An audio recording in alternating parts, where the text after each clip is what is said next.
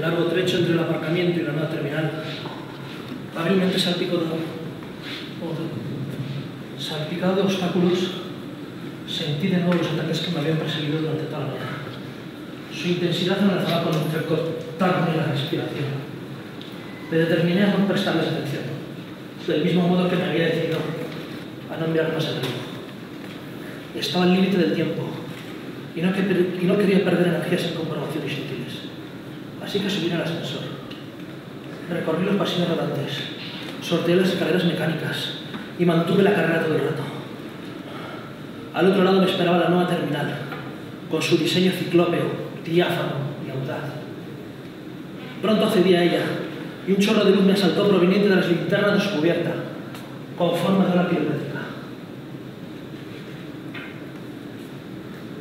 El gran cuerpo longitudinal me deslumbró una vez más con su esqueleto de perchas inclinadas de hormigón, sus muros cortina de cristal y sus recubrimientos de aluminio y bambú. En el exterior, los aviones se acoplaban a los diques como enormes aves de metal. Una estampida de viajeros que partía el tren lanzadera me zarandeó y estoy a punto de perder la verticalidad. Recuperada la impresión, miré a izquierda y derecha, en busca del punto de encuentro. No lo descubrí a simple vista. Mi mirada se perdía en el vasto trazado del edificio, sin abarcar sus extremos, continuamente interrumpida por los cañones de luz y por el tráfico de maletas, carritos y viajeros, entre las toberas gigantes de climatización. Por momentos me sentía abrumado. Recobré ese dolor que me descomponía por dentro y que me impedía pensar con claridad. Mi respiración se había transformado de pronto en un estertor convulso. El pulso se me había disparado y las sienes me ardían, cincelando un craquelado de venas.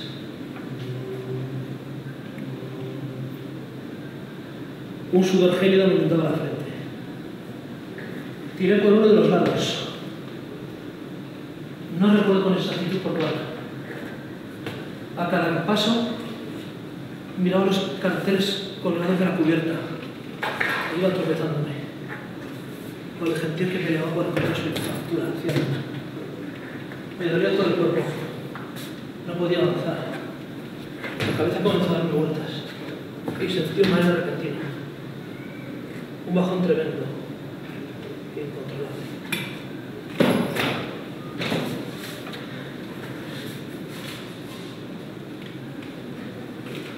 Me dijeron que me encontraron de bruces contra el suelo, con un corrillo de gente arremolinado en torno a mí y con la luz de uno de los lucernarios encañonándome y aplastándome más aún contra el piso, dibujando en torno a mí un contorno elíptico levemente azul. La luz de la tarde moría en el cielo de los niños. Sobre la bóveda de vidrio de la nueva estación muelle se reflejaban los destellos ponzoñosos del río, tiznados de niebla y de manchas cólicas. La terminal era una cavidad amplia, adornada en sus flancos por gráciles escaleras mecánicas y anuncios luminosos. En su estómago, los rayos del sol se deslizaban hacia los andenes y agonizaban con la aparición de los trenes suburbanos.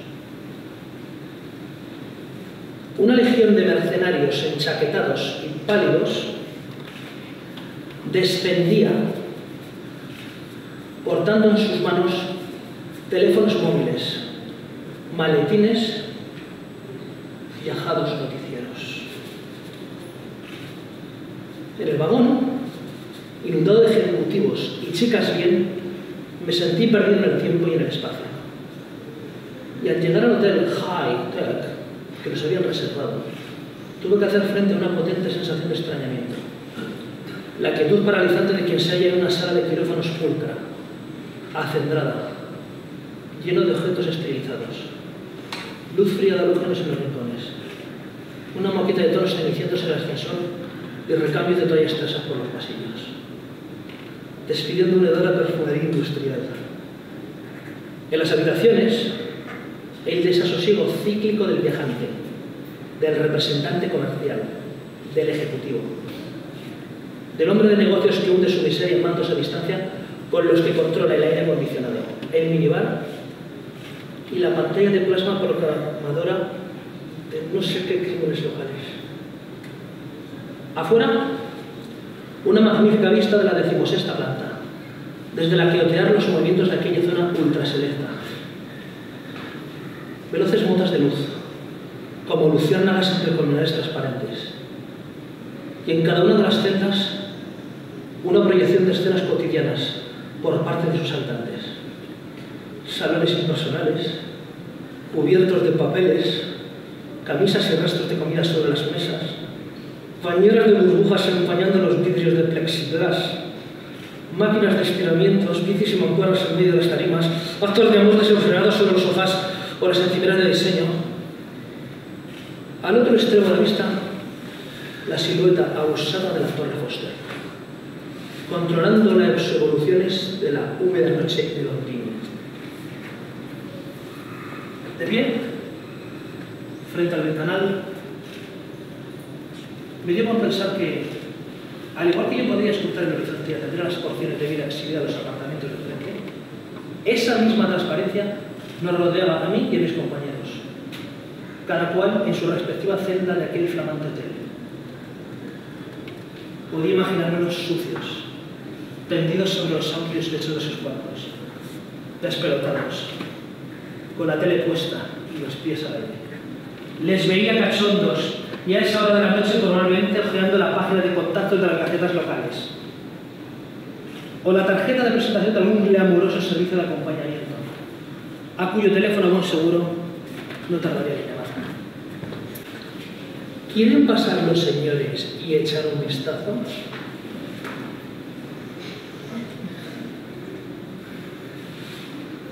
Nos invitaron a entrar cortés y malévolamente.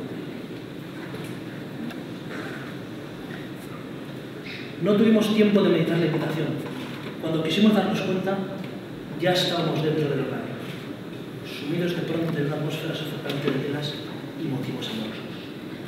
La entrada era estrecha y daba una escalinata alfombrada de descenso.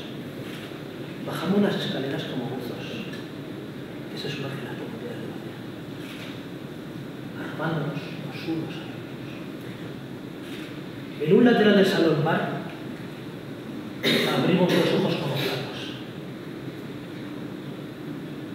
El mundo submarino al que habíamos descendido a voluntad no era para nada un mundo de cavernas, algas y simas, habitado por oscuros seres abisales. Tampoco el mundo de corales, estrellas y rizos, pacíficamente visionado por la claridad multicolor de los arrecifes. Era más bien un mundo de cristales y espejos, un mundo cerrado y en exposición, como de acuario de grandes dimensiones. En medio de ese mundo, un cortejo de sirenas semidesnudas se desparalazaba con meneo suave de cadenas, oscilaciones que dejaban a sus pasos estelas perfumadas. Alrededor de ellas, la población exclusivamente masculina de submarinistas, ataviada con sus gafas, sus tubos de respiración disimulando bajo la apariencia de filamentos, y sus trajes de inmersión de cachetero ligero, y miraba con delectación las fisonomías de aquellos seres. Apenas intercambiaban palabras. Habíamos llegado justo en el momento en que las sirenas se replegaban por la portezuela del escenario, justo en el centro del local.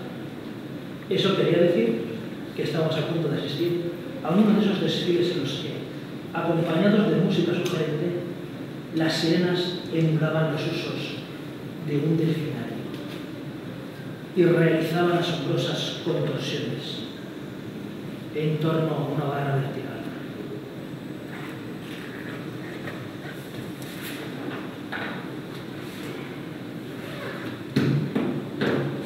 Nos sentamos en una de las mesitas, dispuesta delante de él, y nos pedimos unas copas.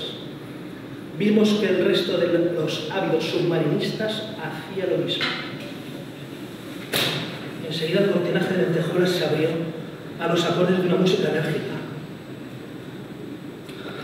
Apareció la primera chica, una morena voluptuosa que se acercó con aplomo a la barra y se puso a zarandearse en torno a ella, con tal determinación que parecía que quisiera engullirla entre sus miembros.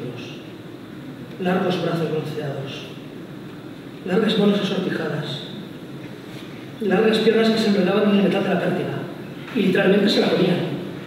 Luego vino lo mejor, cuando los escuetos trapos con los que cubría su cuerpo desaparecieron, uno tras otro, como por arte de magia.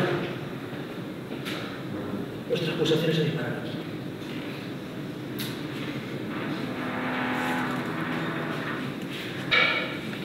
Abandoné la consulta a media mañana y acudí al trabajo bajo la conmoción de las palabras del neumólogo. Me pasé toda la jornada noqueado, sin capacidad para concentrarme. Siendo usted joven, lo único que tenía grabado en la cabeza, y aún en la piel, como marca de fuego, una postilla con la que el médico que me había condenado para los restos. Cuando quise darme cuenta, era ya tarde, casi las 9 de la noche. La ópera estaría subiéndose por las paredes. Salí de mi despacho y, sin cruzar palabra con nadie, tomé el coche de vuelta a casa. Aún recuerdo las circunstancias de aquel día. Rugidos, motores, esteras, convulsión. Los de Pech sonando a tope en la cabina del coche. La noche adueñándose de los seres, devorando sus entrañas.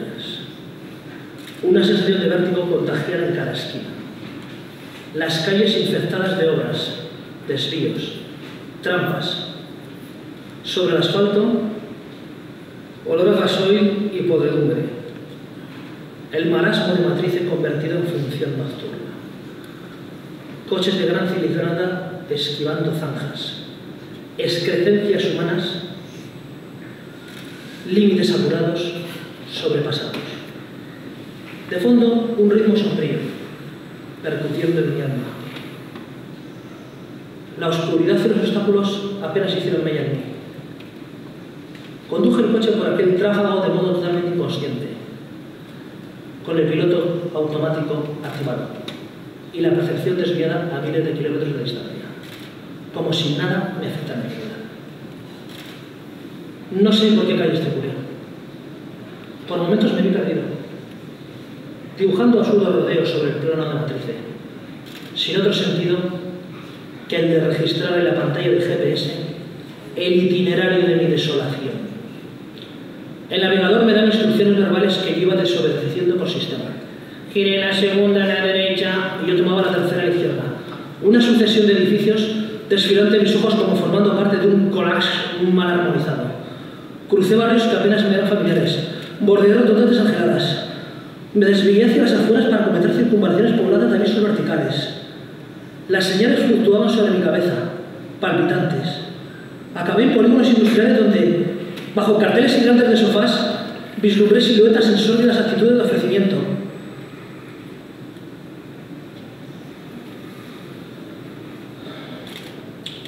Cuando por fin llegué a casa, habían pasado más de 2 horas desde que abandoné la oficina. Anita, mi hija, me aguardaba en el sofá del salón recién bañada y con el pijama puesto. La au pair, preocupadísima por mi retraso, le estaba dando la cena y se debatía sobre si mi mano no la pedía. Señor,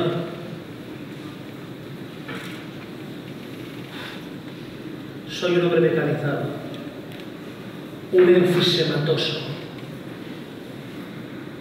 Vivo enganchado a una máquina de respiración asistida. La máquina fiscaliza a día de hoy el conjunto de mi vida. Primero fueron los aerosoles, después la bombona de oxígeno. Ahora es este regulador poderoso. Un filtro empotrado en la pared que los médicos gradúan por medio de una ruedecita. Con ella controla la cantidad y la pureza del oxígeno. Yo lo aspiro con un tubo acoplado a una mascarilla. La máquina marca nuestra rutina, desde la mañana hasta la noche.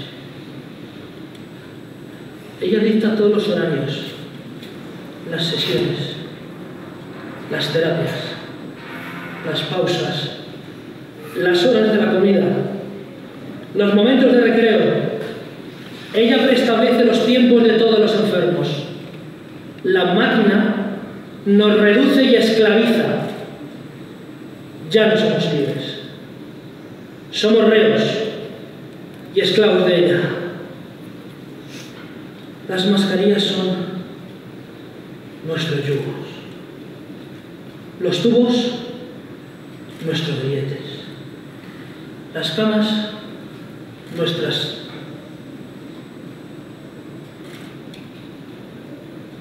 argollas. Y cada cuarto de esta fundación, nuestra higiénica mazmorra.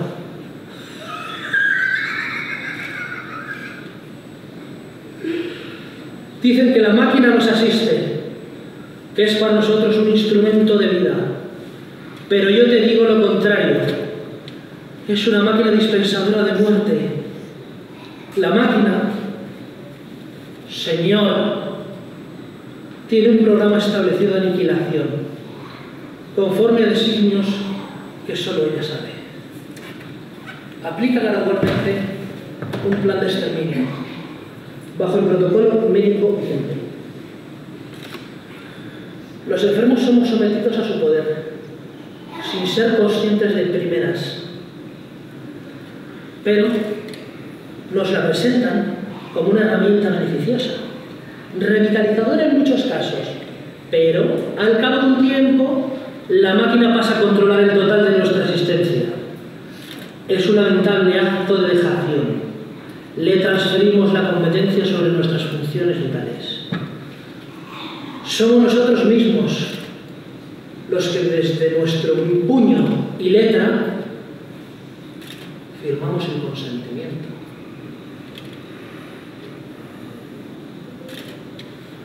Acto seguido, la máquina se convierte en dueña y señora nuestra y ejecuta su mortal planificación. La máquina nos llama a sueños, uno a uno, nos analiza, nos interroga, se comunica a través de luces que saltan a los mandos de la pared. De este modo, toma nota de nuestras expectativas, de nuestras fuerzas, también de nuestros miedos. Luego nos libera solo en apariencia. Cada vez que nos enchufamos a ella, nos chupa la vida a cambio de oxígeno.